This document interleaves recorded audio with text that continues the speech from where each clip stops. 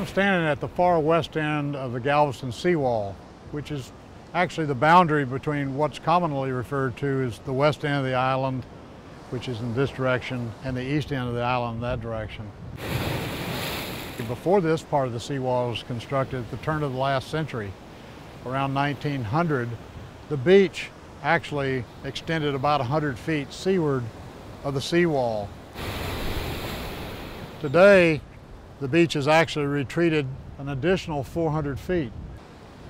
So this rate of erosion, 5 feet per year, is actually the average rate of erosion for the west end of the island here.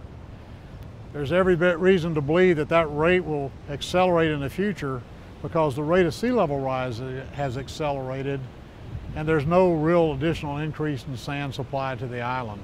Of course, these long-term rates of erosion are greatly exacerbated during hurricanes, which can result in as much as 50 feet or even more of erosion in a single event. With that uncertain future, accelerated sea level rise, minimum sediment supply, unknown number of hurricanes that will strike this area over the next century, the west end of Galveston Island has an uncertain future. Given that uncertain future, Rice University has undertaken a study in sustainable development of Galveston Island in search of more sustainable strategies for the island. The Atlas of Sustainable Strategies for Galveston Island is based on hard science.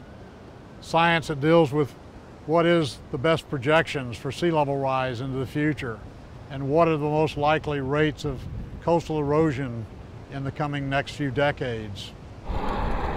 Where is the island thickest and widest and most protected from hurricane impact, and where is it most vulnerable to hurricane impact? John Anderson and his research team collaborated with a studio at the Rice School of Architecture where the students began to understand the scientific principles at work around the island and then developed urban and architectural proposals that projected alternative futures for the way an island like Galveston could be developed and different ways of living in these imperiled coastal environments. Well, I think planning is always a great way to, project yourself into the future. And this is such a dynamic place we live on. It's not like building even 15 miles inland or 20 or 50. It's always changing. It'll change from today to tomorrow.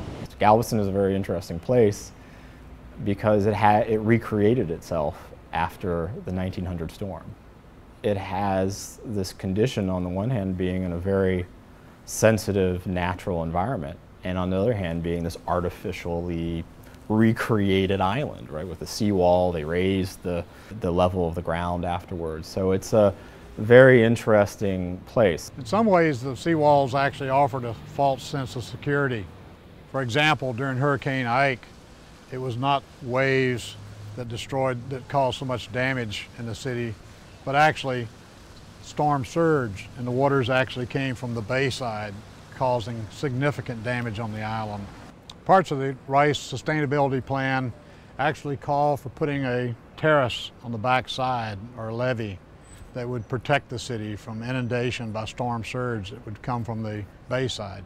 Today, people travel to Galveston principally by automobile, coming down Interstate 45 to get here. In the future, probably not too distant future, people will likely get here by high-speed rail as the cost of gasoline continues to increase.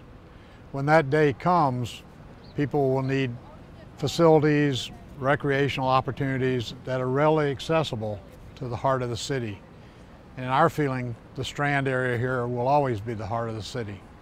We need tourists, we need baby boomers who are retiring and looking for someplace else, but really for a vital community, we need young people. We need families, we need people to fill our schools, our churches, our helping hands. We need young people to move back to the island. In terms of demographics, in terms of the development of the greater Houston area, there's a lot of potential.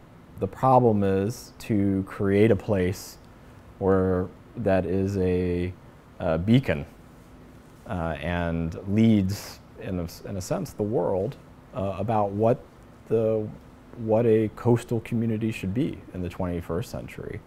And I think that's what is possible in Houston. Houston and Galveston are cities that have always looked to the future and have always recreated themselves. And that's an opportunity that I think we have today. The reality is that in the future, sea level will continue to rise, probably at an even faster rate than it's rising now. We're certainly going to see more hurricanes in the future.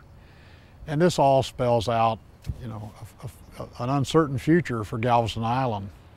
I believe Galveston Island has a great future, but I don't think it's in the way we inhabit the island now.